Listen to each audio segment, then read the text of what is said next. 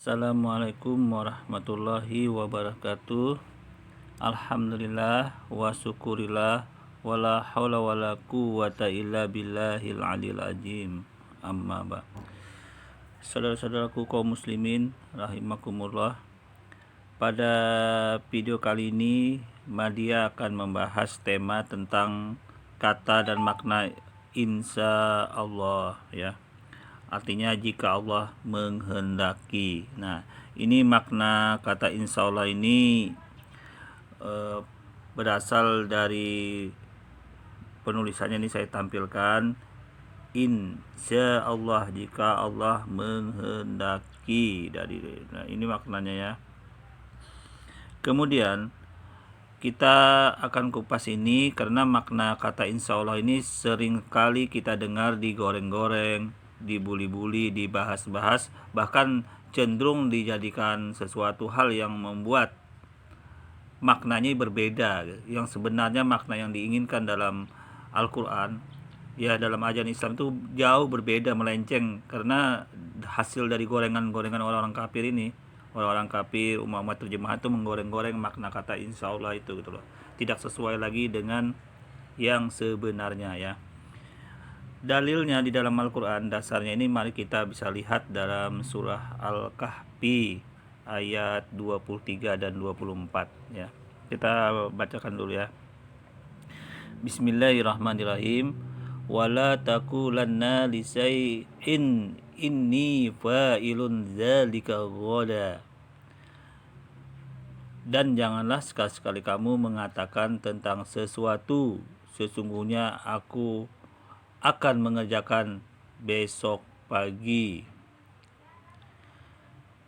Illa ayyasha Allah wadhkuru rabbaka idza nasita wa qul asa ayyahdiyani rabbi li aqraba min haja rasada.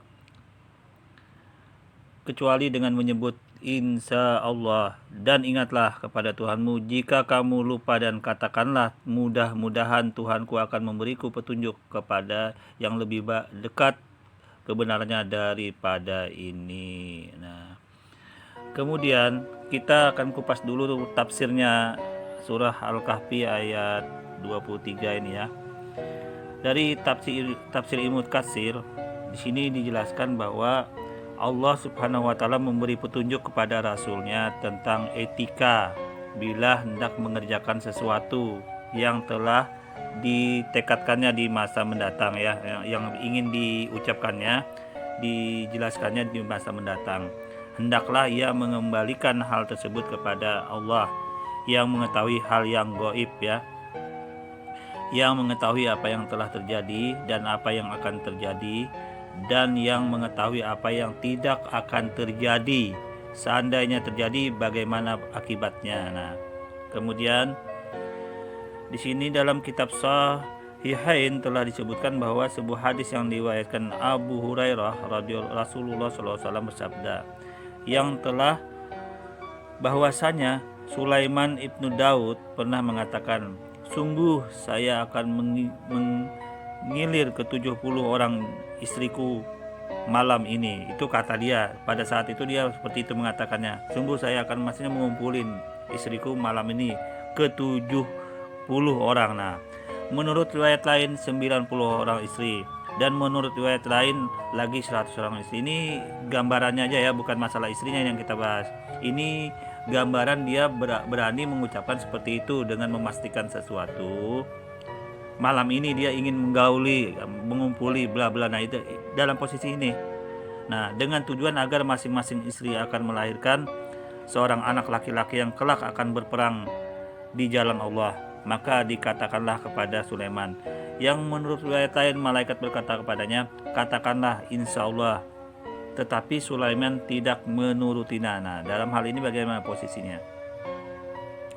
Kemudian Sulaiman mengilir mereka, dan ternyata tiada yang mengandung dari mereka kecuali hanya istri yang melahirkan setengah manusia. Nah, jadi niat Sulaiman ini, dia berani memastikan sesuatu dengan menggauli istrinya tersebut menghasilkan anak.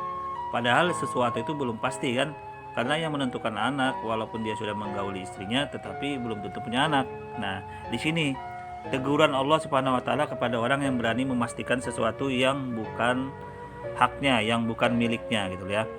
Setelah menceritakan kisah ini, Rasulullah SAW bersabda, demi Tuhan yang jiwaku berada di dalam genggamannya, seandainya dia mengucapkan insya Allah, jika Allah menghendaki, dia tidak akan melanggar sumpahnya dan akan meraih apa yang diinginkannya. Dan dalam riwayat lain yang disebutkan, dan sungguh mereka anak-anaknya akan berperang di jalan Allah, semuanya akan mengendarai kuda. Nah, dalam hal ini ternyata harus memakai makna insya Allah ini, karena itu kan hal yang gaib, sesuatu yang terjadi, yang belum terjadi, yang akan datang itu kan hanya Allah yang maha mengetahui ya. Nah, dalam hal ini ternyata ini sudah dijelaskan Allah Subhanahu wa taala di dalam Al-Qur'an. Ini loh hak makhluk, ini loh hak Allah ya. Allah yang maha mengetahui, yang maha mempunyai sesuatu, yang maha segalanya. Jadi kalau ada orang-orang ya, terutama biasanya orang-orang kafir, umat-umat terjemahan itu yang berani memastikan sesuatu yang bukan hak miliknya, maka dia sudah merebut milik Allah, sudah merebut milik Tuhan yang dia tidak mengetahui gitu loh. Tapi berani memastikan sesuatu yang dia tidak punya. Contohnya ya, di dalam mereka itu sering berkata bla bla, bisa memastikan Anda pasti masuk surga, Anda pasti bla bla, menjanjikan sesuatu yang bukan hak miliknya gitu loh. Itulah yang dilarang di dalam Al-Quran, itu bukan hak milik dia.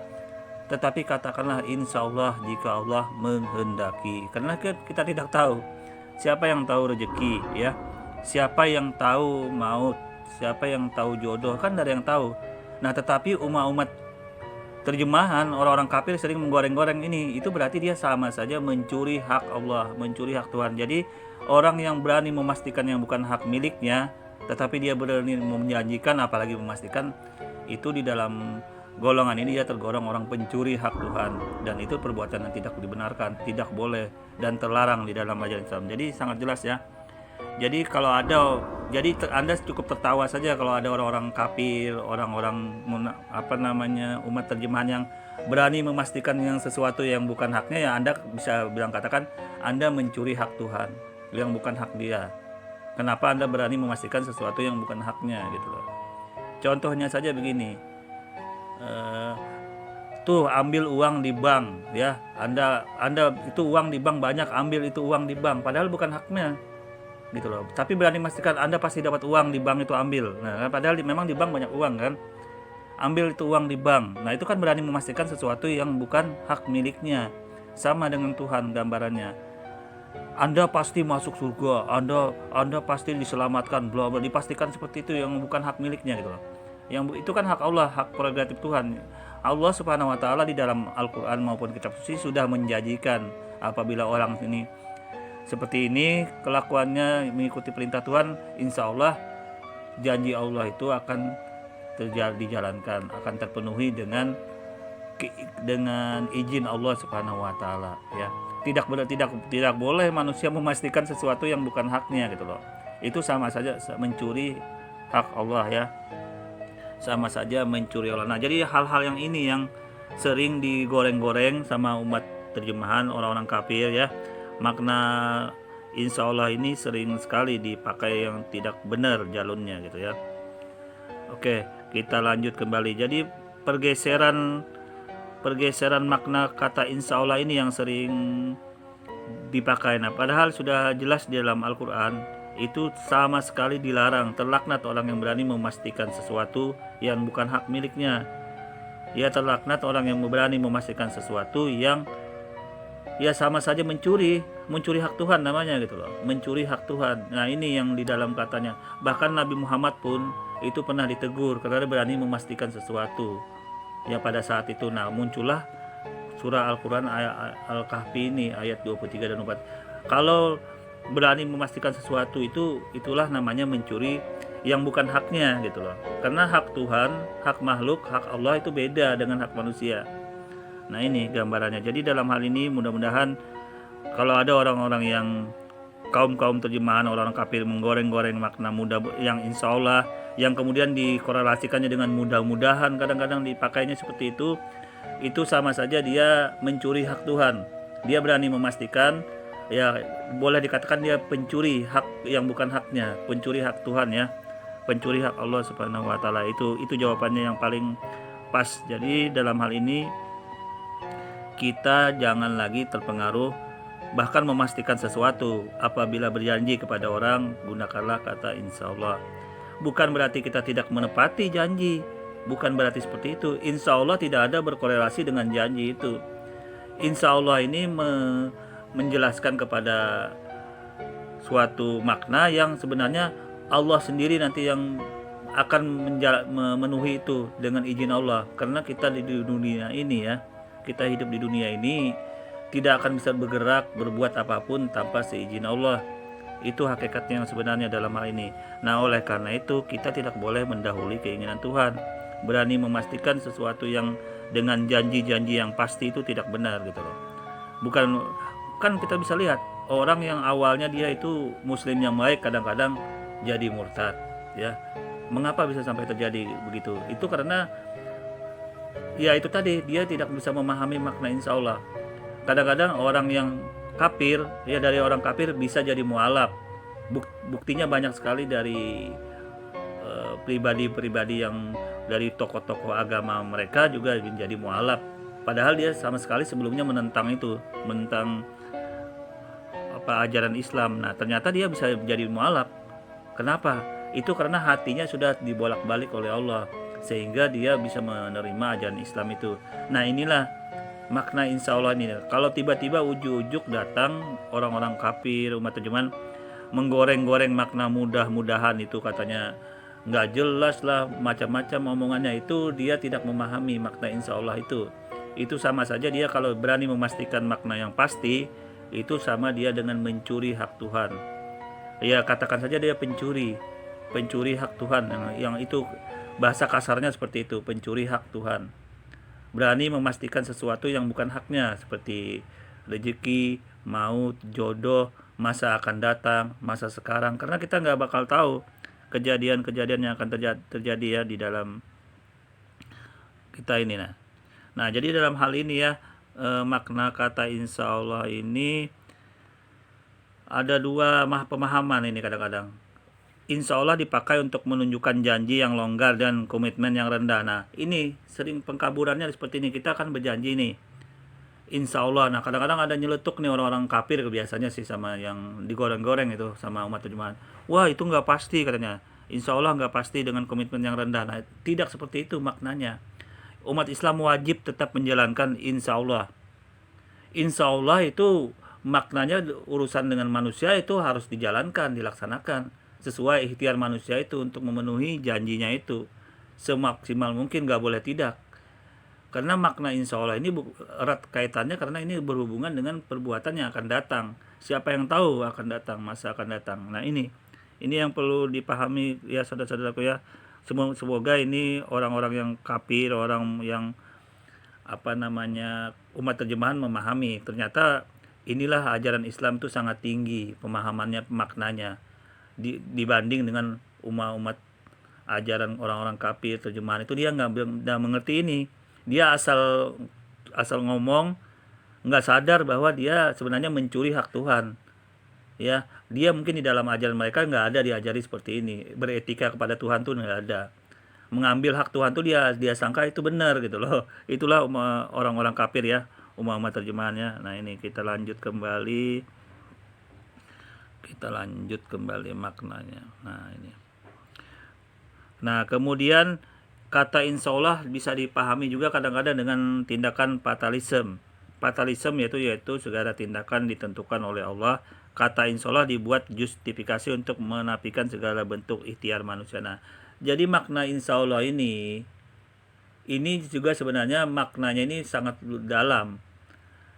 Selain dengan berpasrah kepada Allah Subhanahu wa taala, karena Allah Subhanahu wa taala atau Tuhan itu sendiri yang pemilik hak itu. Nah, makna insya Allah ini juga mendasari perbuatan manusia bahwa masih ada usaha ikhtiar untuk menjalankan itu.